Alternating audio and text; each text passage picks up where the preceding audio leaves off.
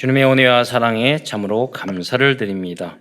전지전능하셔서 태초에 우주 만물을 창조하시고 그 가운데 우리 인간만 영적인 존재로 창조하셔서 하나님의 그 능력과 형상과 생기와 또 에덴의 축복까지 주신 것 참으로 감사를 드립니다. 그러나 인간이 어리석어 불신앙하고 불순종하여 사단에게 속아 죄를 짓고 이 땅에 떨어져서 6가지 12가지 속에 있는 5만 가지 고통을 당하다가 지옥에 갈 수밖에 없었는데 그리스도를 통해서 모든 문제 해결해 주시고 이제 예수님을 그리스도로 영접하는 자는 누구든지 하나님의 자녀의 심륜과 권세를 누릴 수 있는 축복을 주신 것 참으로 감사를 드립니다. 오늘도 사랑하는 모든 성도들이 강단 메시지를 듣고 이 말씀을 통해서 나에게 주신 레마를 발견하여 강단 메시지의 증인이 될 수 있도록 역사하여 주옵소서. 이에 나아가 세계를 살릴 237 나라를 살릴 그러한 세계복음화의 주역으로도 쓰임받을 수 있는 선교와 전도의 제자들이 다 될 수 있도록 역사하여 주시옵소서. 오늘도 강단 말씀을 통하여 힘을 얻고 치유를 받으며 하나님이 우리에게 주신 응답과 해답을 얻는 은혜의 시간이 되게 하시고 하나님이 나에게 주시는 미션을 발견하는 축복된 시간이 될 수 있도록 역사하여 주옵소서. 사랑하는 모든 성도들이 현장에서 부활의 증인으로 쓰임받을 수 있도록 역사하여 주옵소서. 그리스도의 신 예수님의 이름으로 감사하며 기도드리옵나이다. 내일부터는 사회적 거리 두기가 해제가 되고 다음 주부터는 우리 교회에 모이는 숫자도 인원 제한이 없어지게 됩니다. 그래서 성가대 2부 성가대 먼저 회복하고 또 모든 성도들도 또 특별한 경우가 없으면 예배에 현장 예배에 참석하는 걸 다음 주 목요일부터 여러분이 좀 노력하시고 권면도 하시고 또 이제 2부 예배 1부 예배 8시 반에 이렇게 드리니까 또 좋더라고요. 많이 나오시니까 여러분이 2부 예배 또 많이 나오시면 자리 부족하면 적당히 이렇게 이 정도 떨어져 있으면 편하고 좋더라고요. 따닥 붙어 있으면 서로 불편하고 그러니까 좀 그러기 위해서는 좀 부지런하게 내가 사명자다 생각하면 1부 예배 하시고 또 성가대도 하시고 또 교사도 하시고 그렇게 해서 영원한 축복의 대열에서는 또 교회를 살리는 주역이 되시는 여러분이 되시기를 축원드립니다. 오늘은 부활주일입니다. 그래서 오늘은 부활에 대한 말씀을 드리고자 합니다. 기독교는 부활의 종교라고 말하고 있습니다. 가장 특별한 거죠. 마호메트는 이렇게 시체가 있다고 무덤을 자랑해요. 근데 우리는 예수님의 무덤이 없어요. 왜? 그냥 올라가셔 그래가지고 무덤이 없어요. 모든 사람들은 시체를 놓고 절을 하고 제사를 지내고 그러잖아요. 근데 우리는 예수님이 살아나셨기 때문에 그런 부분을 중요하게 생각하지 않습니다. 영원한 하나님의 나라. 그래서 부활이 그만큼 왜 그러느냐? 성경과 복음의 핵심이요 결론이 부활입니다. 왜냐? 창세기 원래 우리의 죽음은 원래 있었던 게 아니에요. 하나님이 우리 인간을 창조하셨을 때 죽음 없이 창조하셨는데 선악과를 따먹음으로 오늘 창세기 2장에 보면 정령 죽으리라. 그래서 우리 인간에게는 죽음이 왔던 것입니다. 어떤 책도 인간이 왜 죽느냐? 죽음의 원인을 알려주는 책은 과학자는 아무도 없어요. 유일하게 다 죽는데 유일하게 왜 늙느냐? 왜 고통을 당하느냐? 근본적인 것을 모른다니까요. 유일하게 성경만 근본 원인과 또 해결의 답도 알려주고 있습니다. 그래서 창세기 2장과 3장에 보면 하나님의 말씀을 불신앙하고 불순종하다가 사단에게 속아 선악과를 따먹고 결과로 인간은 죽음이었어요. 지금도 마찬가지입니다. 여러분이 하나님의 말씀에서 벗어나면 사단에게 올무와 틀과 함정에 빠지게 돼요. 여러분에는 죽고자 하는 죽을 것 같은 삶을 살게 돼요. 그리고 망해요. 예. 그 이유는 뭐냐? 하나님의 언약의 말씀을 놓쳤기 때문이에요. 예. 그 누구나 그 사회의 지위, 아무 관계 없어요. 말씀을 벗어나면 그 사람이 잘 되는데 보면 성경은 모르는데 성경 말씀대로 살아갔기 때문에 복을 받는 게 많아요. 도둑질 하지 마라. 십계명이 나왔잖아요. 살인하지 마라. 최근에 어떤 멀쩡한 사람이 막 살인 계획을 짰잖아요. 돈 때문에. 그러니까 인생 망하는 거잖아요. 십계명에 분명히 살인하지 마라. 심지어는 다른 사람을 미워하고 남의 것을 탐하는 것도 도둑질이고 살인이라고 그랬어요. 음욕을 품는 것도 그것도 간음이라고 그랬어요. 마음도. 성경의 기준이 그거라니까요. 그러니까 거기서 자꾸 벗어나면 망하게 돼요. 그래서 우리는 하나님의 말씀적으로 기준, 수준, 표준을 하나님 말씀대로 계속 가져야 돼요. 왜냐하면 우리가 하나님을 벗어나면 마귀가 기다리겠다고 웃어요. 이리와, 넌 내 거다. 확 잡아서 내 걸로 만든다고. 그래서 여러분 인생을 완전히 불행하게 만들어요. 속지 마셔야 돼요. 선악과 따먹으면 눈이 밝아져, 지혜로워져, 맛있을 거야, 행복해질 거야. 다 그 선악. 그 선악과가 뭐냐면 육신의 정욕, 안목의 정욕, 이상의 자래, 먹음직, 보함직, 지혜롭게 할 만큼 탐스럽게도. 세상에 많은 것들이 그래요. 그래서 복음을 하나님 전도를 떠나서 하는 그런 것은 다 나예요.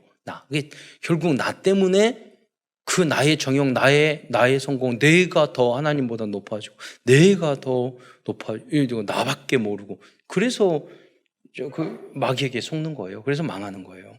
그래서 하나님은 예수님을 주인을 바꿔야 돼요. 예수 그리스도를 나의 주인으로. 갈라디아 2장 20처럼. 이제는 내가 산 것이 아니요. 그럴 때 흑암과 세상도 이길 수 있는 거예요. 왜? 예수님은 부활하셨기 때문에. 그래서 이 부활은 이 근본 문제를 모두 해결해, 그리스도께서 부활은 해결해 주셨어요. 그래서 이것을 뭐라고 그러냐면 창세기 3장, 근본 문제를 창세기 3장이라고 말하잖아요. 그 창세기, 인류의 문제는요, 딱 한 가지밖에 없어요. 인류의 문제는. 그게 뭐냐면 하나님 떠난 문제예요. 거기서 모든 문제가 다 왔어요. 그런데 해결의 방법도 딱 한 가지밖에 없어요. 그렇기 때문에 그리스도예요. 주님이 주인 됐을 때 개인 문제, 가정 문제, 기타 등등 정신적인 문제, 사회적인 문제 뭐 다 해결되는 거예요. 여러분 무기를 만들면 해결됩니까? 원자폭탄 만들면 해결됩니까? 지식 공부 많이 하면 해결됩니까? 해결 안 된다니까요. 그래서 유일한 그리스도, 부활하신 그리스도가 주인 됐을 때 모든 문제 해결되는 거예요. 사람들은 문제가 왜 그렇게 생겼는지를 모른다니까요. 저 부모님은 왜 그럴까? 저 사람은 왜 그럴까? 아니, 왜 돈 때문에 남편을 죽이고 그렇게 할까? 저 멀쩡한 젊은 사람들이. 창세기 3장에 얼무틀 함정에 있고 마귀에게 끌려다녔기 때문에 그래요. 하나님의 말씀을 언약으로 내 영혼 속 깊이 붙잡지 않았기 때문에 결국은 재앙과 저주를 받게 되는 거예요. 그런데 오늘 이제 부활절이기 때문에 부활에 대해서 다시 설명을 하자면 많은 성도들은 이 부활과 소생의 차이를 모르고 있습니다. 요한복음 11장에 기록된 나사로가 살아난 사건은 부활의 사건은 아닙니다. 나사로는 부활한 것이 아니고 소생한 것입니다. 그러면 소생이라는 것은 무엇일까요? 소생이라는 것은 죽었다가 살아나는 것은 같지만 부활과는 차이가 있습니다. 나사로가 만약에 소생이라는 것은 30살에 나사로가 죽었다. 그럼 소생하면 30살로 살아나는 거예요. 그러나 부활은 완전히 변화된 부활체로 살아나는 겁니다. 그래서 예수님이 부활하셨을 때 제자들이 알아봤나요? 못 알아봤어요. 한참 대화한 후에 알았고, 엠마오 마을 걸어갈 때 제자들이 못 알아봤어요. 그리고 소생한 사람들은 세월이 지나면 다시 늙고 병들고 죽게 됩니다. 그러니까 나사로도 다시 살아났지만 다시 죽었어요. 그러나 부활체로 부활한 사람은 영원히 죽지 않습니다. 그래서 부활체와 소생의 차이가 무엇일까? 예수님은 전지전능한 하나님이었잖아요. 그런데 예수님이 부활체로 부활하시기 전에는 예수님도 못 박히면 아팠어요. 예수님도 때리면 아팠어요. 부활체는 때려도 안 아파. 예, 그래요. 그러니까 다릅니다. 그 차이들이 있어요. 많은 차이가 있으면 한참 설명해야 되기 때문에. 그래서 영원한 하나님 앞에. 그럼 부활체는 음식을 못 먹느냐? 그 맛있는 음식은 아니에요. 부활체가 되시면 여러분이 예수님도 부활하셔서 고기를 다 먹으셨어요. 그러니까 부활체도 음식 먹어요. 그런데 장점이 있어. 살이 안 쪄. 아무리 먹어도. 그래서 부활체는 다이어트가 필요 없어요. 항상 가장 아름다운 모습으로, 가장 병드는 게 없어요. 가장 건강한 모습으로. 어떻게? 영원으로. 전지전능함으로. 그렇게 되는 게 부활체. 하나님이 이 최고의 축복을 우리에게 주신 거예요. 여러분 이제 뭐 인간들 마음속에는 다 영원히 살고 싶다 그런 생각이 있어요. 늙기 싫다, 아프기 싫다, 죽기 싫다, 다 그래요. 하나님이 이미 다 그걸 주셨어요. 그리스도 안에서 믿으면 돼요. 근데 여러분, 제가 강아지가 되지 못했는데 강아지나 원숭이가 나 죽기 싫다, 영원히 살고 싶다, 그런 생각 안 한다니까요. 왜? 생명이 없기 때문에, 진정한 영혼이 없기 때문에 그래요. 영이 없기 때문에 그래요. 우리 인간만 다 창조하시고 인간만 하나님의 생기를 불러넣으실 수 있어요. 그래서 지정의, 하나님이 창조. 원숭이가 창조합니까? 짐승하고 그 본능만 있어요. 본능만. 영혼이, 하나님의 영이 없기 때문에 그래요. 우리는 새로 마이크도 만들어 다 만들지 않습니까? 근데 원숭이가 자전거 타죠. 그거는 본능으로 가르쳐 줬기 때문에 타는 거지, 자기가 고민해서 걸어다니니까 힘드니까 자전거 개발해야지 이런 생각을 못 한다니까요. 예. 그 차이를 과학자들도 전혀 몰라요. 왜 그러느냐? 영적인 것은 영적으로야만 분별하는 거예요. 그러니까 눈 깜깜하면 안 보이잖아요. 빛이 안 들어가면 영원한 창조주 하나님의 그 영적 진리가 안 믿어지는 거예요. 그러니까 이성의 한계로만 생각을 하려고 하는 거예요. 그러니까 우주 만물을 창조하시고 창조한 하나님이 안 믿어지는 거예요. 네. 그래서 칸트도 말하기를 종교가 왜 필요하냐, 이성의 한계로서의 종교를 이야기했단 말이에요. 그래서 최고의 석학도 천재도 고민하다 보니까 아무리 윤리, 도덕, 윤리 다 생각을 했는데도 인간이 안 되거든. 그래서 뭐냐면 종교가 필요하고, 합리적으로 인간들은 생각을 안 해요. 이익만 생각하지. 그러니까 이성주의, 합리주의 해봤자 서로 싸우고 전쟁하고 합리적으로 살지 않아요. 그러니까 도덕 윤리가 필요하다. 그럼 도덕 윤리 필요하면 뭐예요? 그럼 죽은 다음에 하나님의 절대자의 심판이 있어야 된다. 그러니까 종교는 필요하다. 그래야지 인간은 윤리 도덕을 지킨다. 무서우니까. 그렇게 칸트도 이야기한 거예요. 결국은. 그래서 그 이성의 한계를 이야기한 거란 말이에요. 구약 성경과 신약 성경에 보면 소생한 사람이 여러 명 등장하고 있습니다. 엘리야도, 예수님도, 베드로도, 바울도 죽은 사람을 살린 기록이 있습니다. 그러나 그들은 소생한 것이지 부활한 것은 아닙니다. 부활의 첫 열매는 예수 그리스도입니다. 그래서 고린도전서 15장 20절에 보면 그리스도께서 죽은 자 가운데서 다시 살아나사 잠자는 자들의 첫 열매가 되셨다고 말씀하셨습니다. 그리고 지금까지 그 누구도 부활한 적은 한 번도 없습니다. 우리 성도도, 그러면 우리는 언제 부활하느냐? 우리 성도들의 부활은 주님께서 마지막 때 재림할 때 부활하게 될 것입니다. 그래서 고린도전서 15장 51절에 보면 보라, 내가 너희에게 비밀을 말하노니, 비밀이라고 그랬어요. 우리가 다 잠잘 것이 아니요 마지막 날에 순식간에 호련히 변화되리냐. 변화. 왜냐하면 그냥 육에서 호련히 부활체로 변화되는 거예요. 호련히 다 변화되는 거예요. 예. 그래서 데살로니가전서 4장 16절 17절에 보면 주께서 호령과 천사장의 소리와 하나님의 나팔 소리로 친히 하늘로부터 강림하니 빰빠라밤 소리 지르답니다. 저는 꿈에서 들었어요.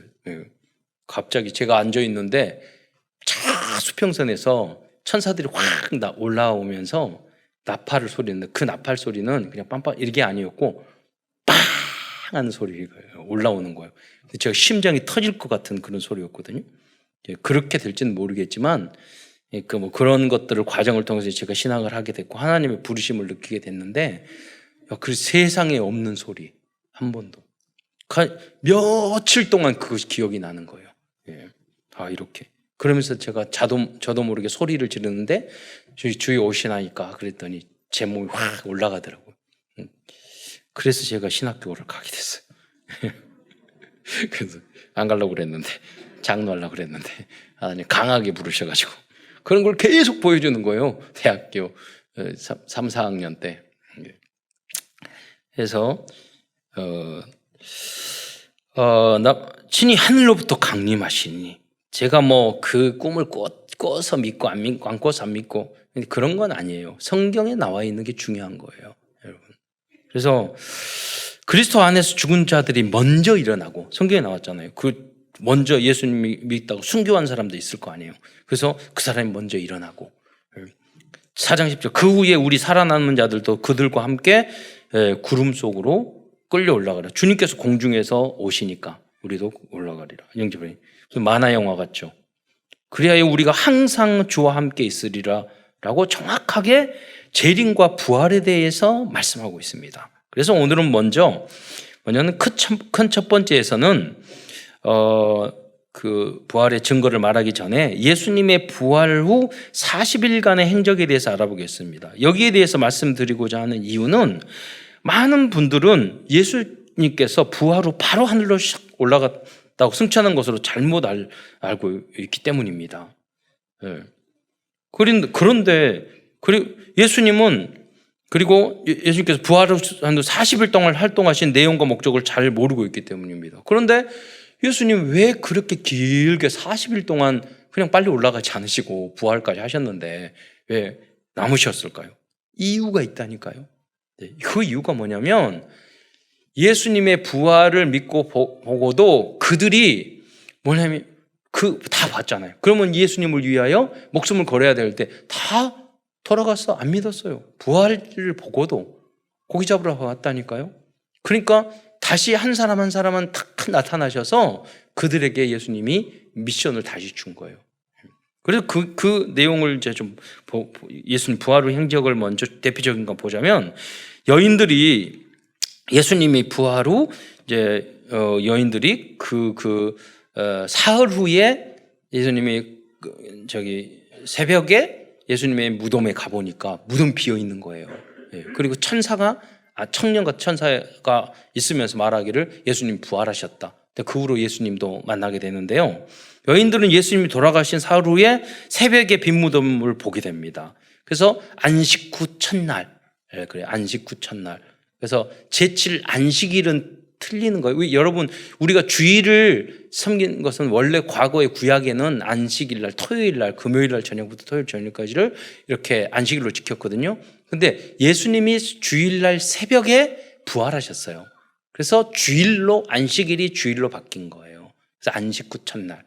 근데 예수님이 사흘인데 시간을 계시다면 토요일은 24시간이고 금요일 3시에 예수님이 돌아가셨겠고 주일날 새벽에 부활하셨겠는데 딱 40시간 정도 돼요. 그래서 24시간 곱하기 3일 해가지고 그게 나오는 게 아니라 예수님 그 시간을 사망하시고 부활하신 시간을 생각하면 40일. 그러니까 40일은 고난의 숫자잖아요. 의미 있는 거예요, 40이. 그래서 이제 40일이 지나고 사흘 만에 갔더니 예수님이 돌아가시고 새벽에 보니까 빈 무덤이었던 거예요. 그게 마태복음 28장 1절 2절을 보면 안식일이 다 지나고 안식 후 첫날이 되려는 새벽에 정확히 표현하고 있죠. 막달라 마리아와 다른 마리아가 무덤을 보려고 갔더니 이 두 마리아가 있어요. 큰 지진이 나며 주의 천사가 하늘로부터 내려와 돌을 굴려내고 그 위에 앉았는데 이렇게 나오고 있어요. 그 후에 부활하신 예수님은 여인들과 두려워 떨고 있는 제자들에게 나타나셨습니다. 또 그리고 엠마오로 가는 제자들에게도 또 나타나셨어요. 그뿐만 아니라 의심하는 도마에게 나타나시고 내 손을 만져보라, 내 옆구리를 만져보라 그랬잖아요. 그러니까 이 도마가 나의 주 나의 하나님이라고 최고의 고백을 한 겁니다. 의심 많은 도마. 부활, 나는 이야기 안 돼. 나는 직접. 그러니까 아주 과학적이고 합리적이고 이성적인 사고를 가진 그 인물이 도마예요. 예. 그런데 확실히 확인하고 확실히 고백을 했어요. 그러니까 여러분도 그게 중요하다니까요. 대충 확인도 안 하고 대충 믿고 대충 신앙생활하고 그러니까 뜨겁지도 않고 차갑지도 않잖아요.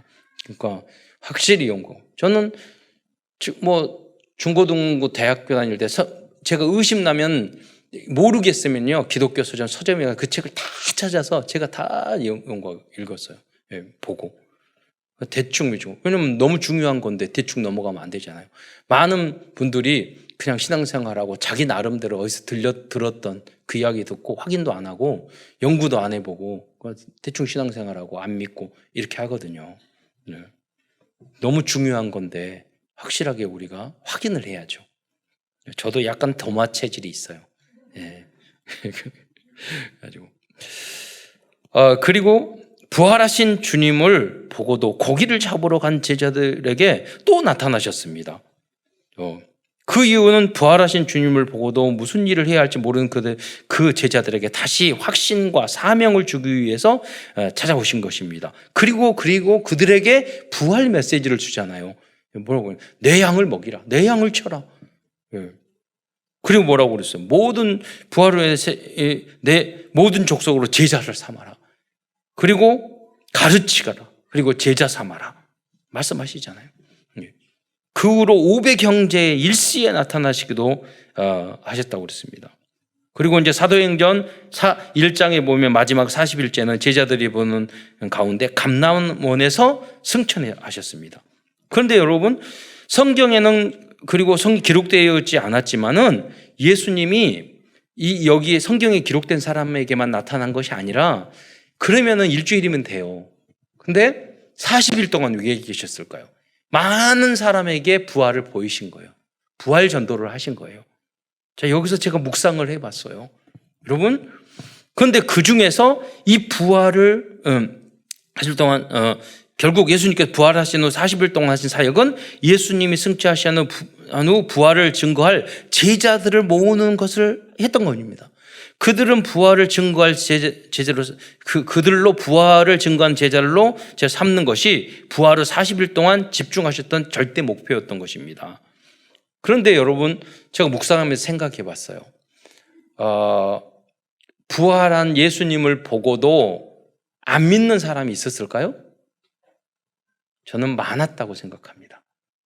예수님이 많이 만났어요. 여러분, 지금 딱 예수님 부활하셨어. 예. 그 증거는 뭐냐? 부자와 거지 나사로. 나사로에게 살아나서 너 가서 우리 형제들에게 말하면 믿지 않겠냐? 그러니까 말을 하죠. 아브라함이 지금 있는 목사님하고 전도자들의 이야기를, 장로님의 이야기를 듣지 않는 사람은 죽은 자가 살아나서 말을 해도 안 들을 거다. 예. 그러니까 예수님이 부활했지만 안 믿을 사람은 끝까지 안 믿는다니까요. 그러니까 믿음은 사실은 하나님의 은혜요, 선물이라고 말하지 않았습니까? 여러분, 믿는 사람이 되시기를 축원드립니다. 그래서 그 중에서도요, 정확하게 정말로 이게 관심을 갖고 영적인 것에 관심이 있어야 돼요. 그래야지 그걸 붙잡고 믿을 거 아니에요. 그걸 가지고 믿었던 사람, 이게 목숨을 걸고 그때 당시에 예수를 믿으면 목숨을 바쳐야 돼요. 목숨을 걸고 믿었던 인물들이 있었어요. 그 사람이 누구냐면 마가다락방에 120명, 남자만 120명, 아이들과 여자 합쳐서 500명 그 제자였던 거예요.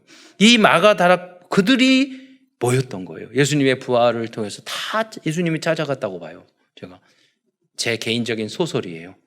천국에 가서 물어봐야 되겠는데 맞는 것 같아요. 그리고 그 외에 많은 사람도 찾아내요. 여러분 생각해보고 오병이어로 5,000명을 먹였잖아요. 그들이 그 기적을 보고도 예수님이 안 믿었어요. 먹는 것만 생각하고 그 기적, 무리를 걷는 것을 봤지만 안 믿었어요. 예수님 십자가에 달려 돌아가니까. 우리 인간들이 그렇다니까요. 그래서 이 마가다락방에 모였던 이 최초의 교회가 마가다락방이 나중에 최초의 교회인 예루살렘 교회가 되었고, 그때 로마 시대에 수백 년 동안 전 세계에 부활하신 그리스도를 증거하는 그 부활의 증인이 되었던 것입니다. 지금 우리가 전도할 때는 구원의 길을 이렇게 십자가를 하잖아요. 예수님 영접하십시오. 근데 그때 초대교회의 전도의 방법은 가장 중요한 전도가 뭐냐면 그 나사렛인 예수가 십자가에 달려 죽었는데 살아나셨다. 이게 전도예요. 이게 전도였어요. 그 예수님을 영접하라. 부활하신 예수님 영접하라. 불신자 상태 6가지가 너무 많잖아요. 다 설명하고 그러지도 않았다니까요. 큰 두 번째에서는 부활의 증거에 대해서 말씀하겠습니다. 여러분 일반적으로 생각할 때 사람이 죽었다 살아나? 일반적으로 생각할 때는 안 믿잖아요. 그러니까 유추해서 예수님이 죽었다 살아났어? 그거 어떻게 믿어? 얼마든지 말할 수 있는 부분이에요. 그래서 부활의 증거에 대한 내용도 또 부활을 반대 증거를 믿지 않았던 사람들의 주장도 저희들이 알 필요가 있다는 거죠. 그래서 부활을 부정하는 사람들의 몇 가지 주장에 대해서 알아보고 그 주장들이 우리가 봤을 때 받아들이기 어려운 이유에 대해서 간단히 말씀드리겠습니다. 부활절마다 설명이 드리는 것은 여러분 새 가족들이 있기 때문에 이제 오셨기 때문에 또 설명을 부활절마다 이제 주님이 오신 날까지 할 겁니다. 그러니까 이제 첫 번째는 기절설입니다. 이 주장은 예수님이 죽지 않고 십자가에서 기절했다는 거예요. 죽지 않았으니까 기절했다는 거예요. 말할 수 있잖아요. 그런데 이 주장이 틀렸다는 증거는 창에 옆구리를 찔렸을 때 물과 피를 쏟았다고 성경에 분명히 기록되어 있어요. 그런데 피와 함께 물이 나왔다는 증거는 창이 심장을 찔렸다는 증거고 그 물은 심장에서 분리된 혈소판 내지 혈청. 이 혈청이 여러분 보면 수혈을 할 때 보면은 이게 투명해요. 하얘요. 물 같아요. 증거예요. 왜 그러면 이 로마의 군인들은 방패를 들고 있기 때문에 오른쪽 옆구리 여기에 창을 5번째 갈비뼈에 창을 꽂는 그 연습을 계속했다는 거예요. 그러니까 이 사람들은 창으로 찌를 때 그 원리를 알았어요. 심장을 찔러야 죽는다는 것을 알고 거기까지 찔러요. 로마 군인들은 그러니까 세계를 정복했죠. 로마 군인들이 그렇게.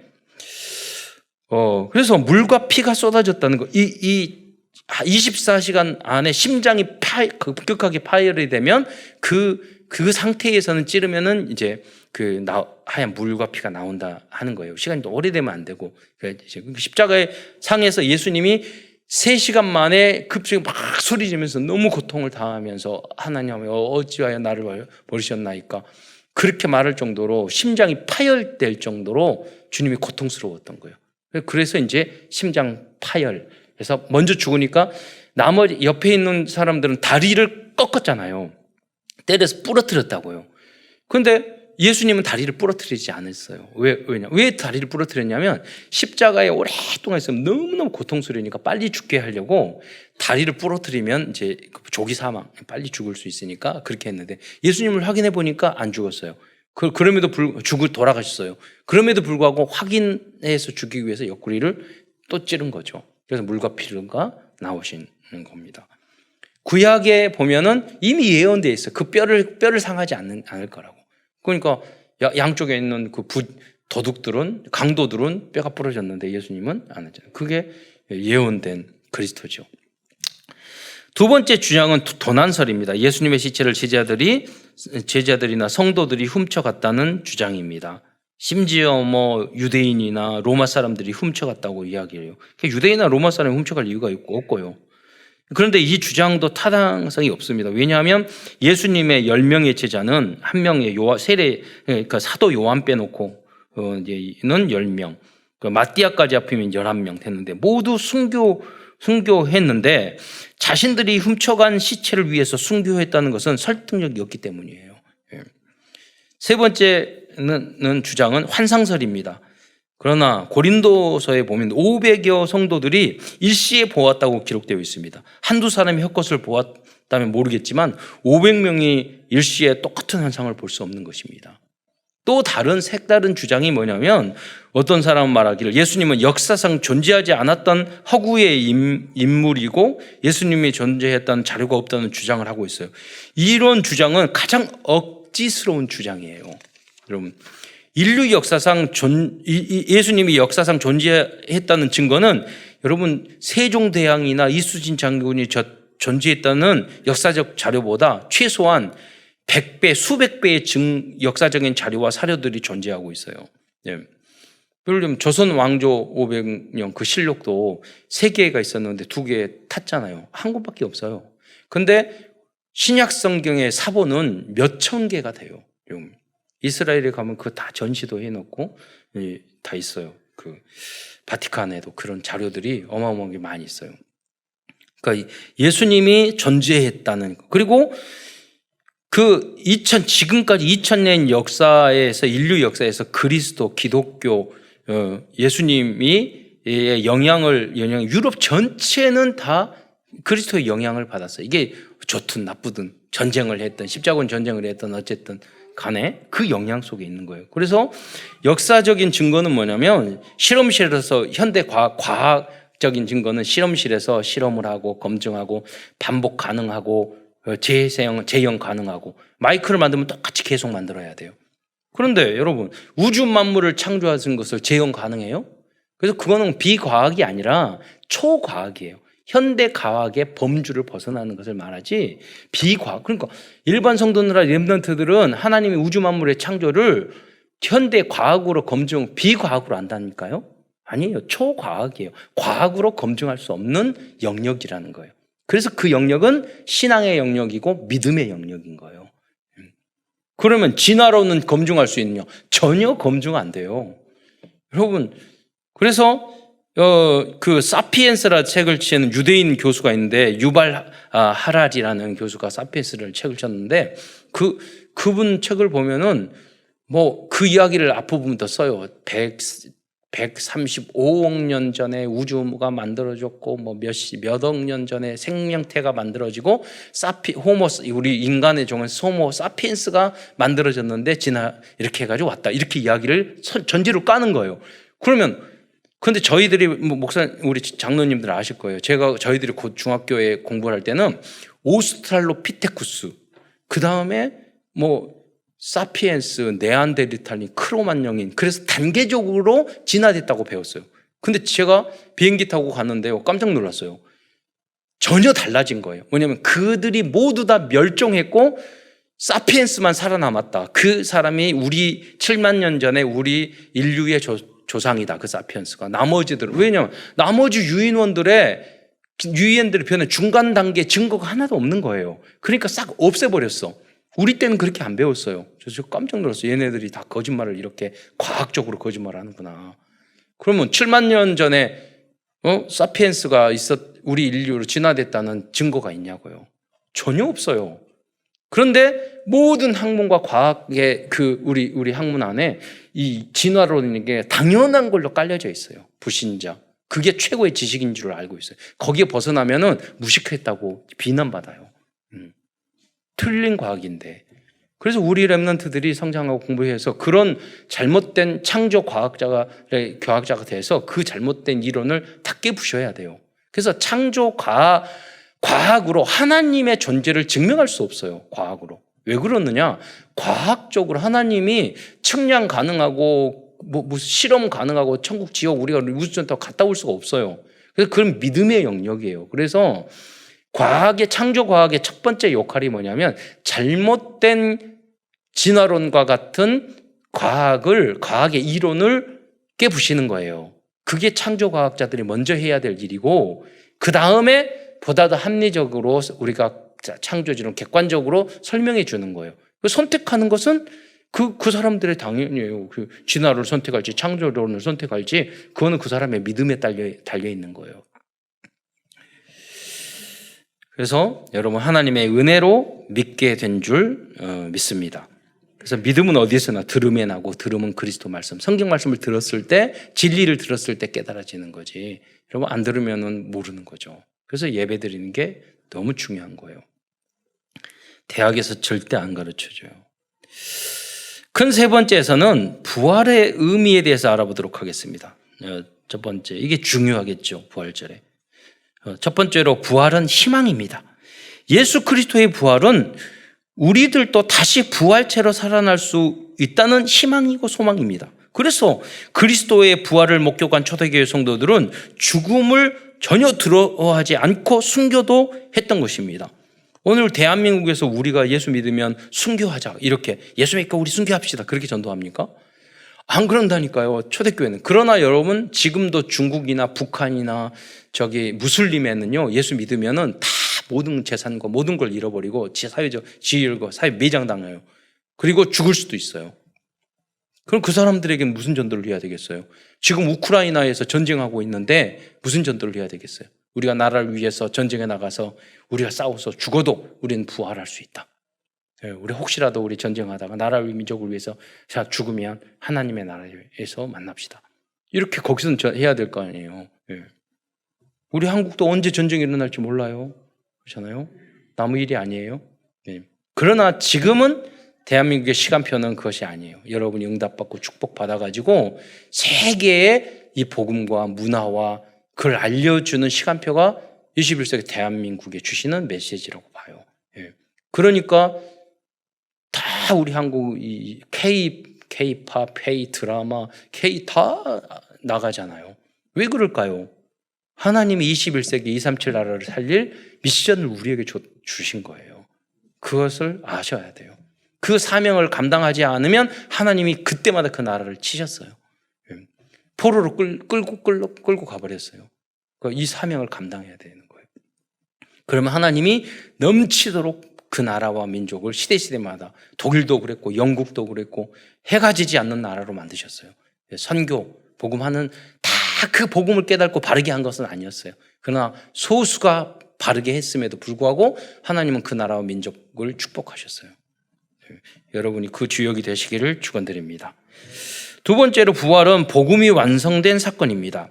구원의 복음은 주님이 십자가에 돌아가신 것으로 완성된 것이 아닙니다. 부활하셔야만 구원의 모든 편집, 설계, 디자인은 완성되는 것입니다. 세 번째로 부활은 우리들의 모든 죄가 해결됐다는 증거입니다. 죄인이 감옥에 있다는 것은 아직 그 사람의 죄의 대가를 다 치르지 않았다는 것을 의미합니다. 그러나 감옥에서 출소했다는 것은 죄의 대가를 다 치루었다는 의미입니다. 좀 비유가 좀 그러긴 해도요.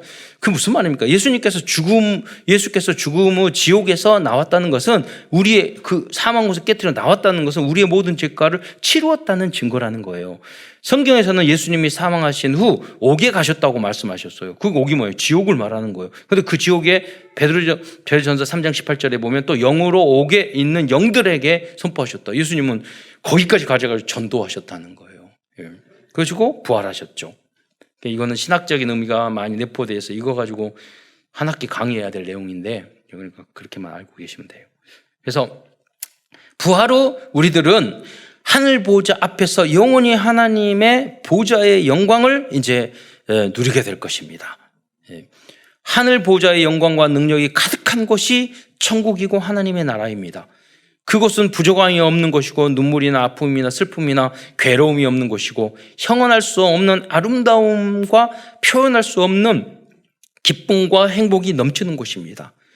부활은 그 모든 누림의 시작인 것입니다. 마지막으로 부활은 모든 두려움에서의 해방을 의미합니다. 부활은 죽음의 두려움과 늙어가는 두려움과 이렇게 나이 드시는 어른들이 보면은 20대 초반 돼가지고 이제 10대 넘어가서 20살 되면 벌써 나이 먹었어 막 이러면 저기 어린 것이 그러거든요. 근데 걔네들은 맞아요. 22살, 3살 되면 나이 들어가는 공포를 느낀다고요. 우리 볼 때 여러분이 나이 드신 이제 권사님, 장로님 봤을 때 저 나이가 너무 부러운데 본인들은 공포스러워해. 이제 걱정할 필요 없어요. 나중에 부활체로 하면 다시 젊은 모습으로 다 돌아가요. 그래서 늙어가는 두려움. 예쁘게 늙어가면 돼요. 자기가 그 나이를 가장 소중하게 생각하고 하시면 돼요. 그리고 적게 드시고 운동하시고. 그래, 그런데요. 운동 안 하고 많이 먹고 그러니까 빨리 늙고 빨리 아프고 막 그러잖아요.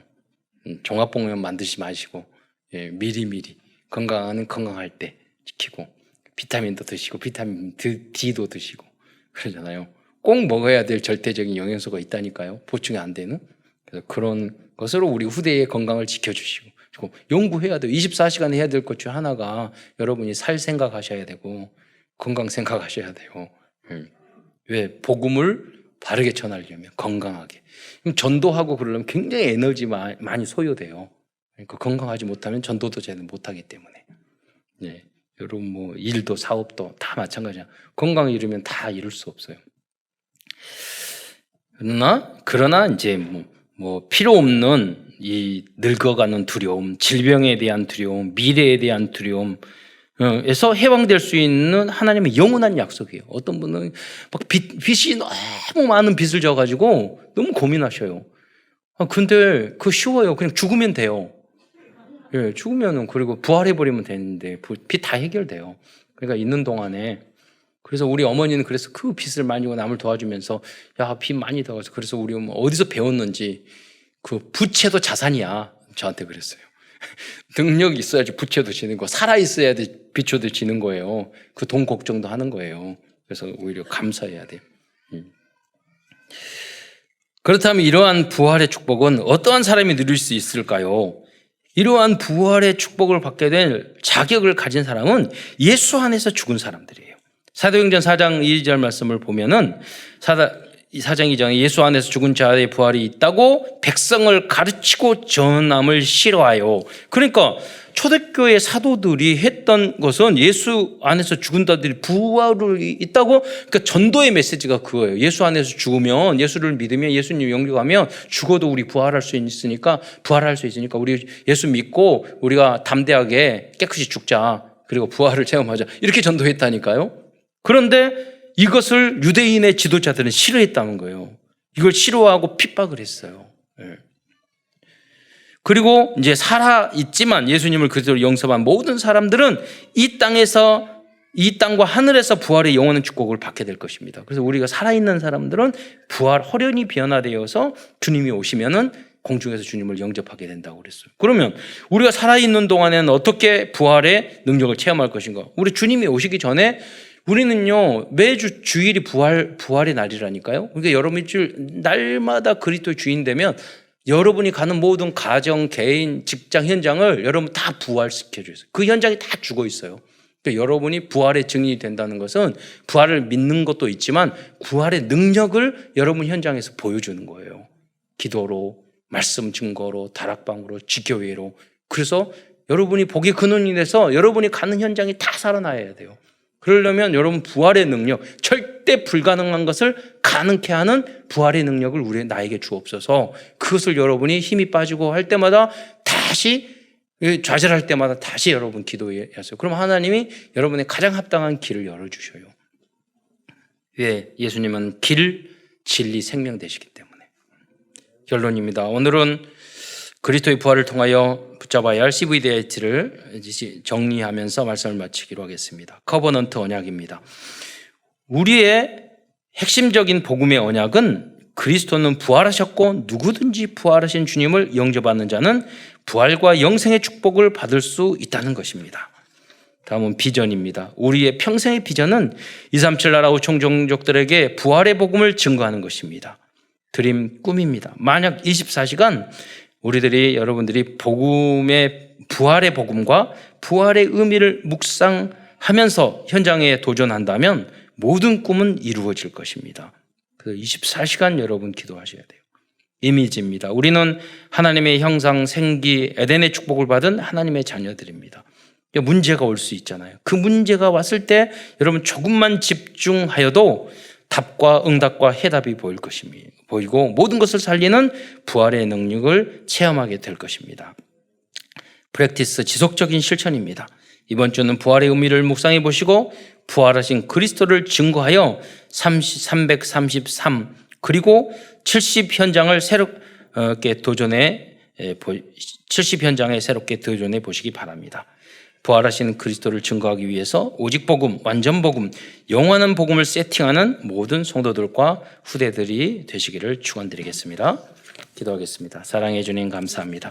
오늘 부활 주일, 부활절을 맞이하여 사랑하는 성도들에게 부활의 그 의미와 그 능력을 알 수 있는 은혜 주신 것 참으로 감사를 드립니다. 사랑하는 모든 성도들이 이 부활의 가치와 의미를 알고 확신을 가지고 부활을 모르는 많은 사람들에게 이 부활의 메시지를 부활하신 그리스도를 증거하는 증인으로 사는 승리하는 참된 승리의 언약의 여정을 걸어갈 수 있도록 축복하여 주옵소서. 그리스도의 신 예수님의 이름으로 감사하며 기도드리옵나이다.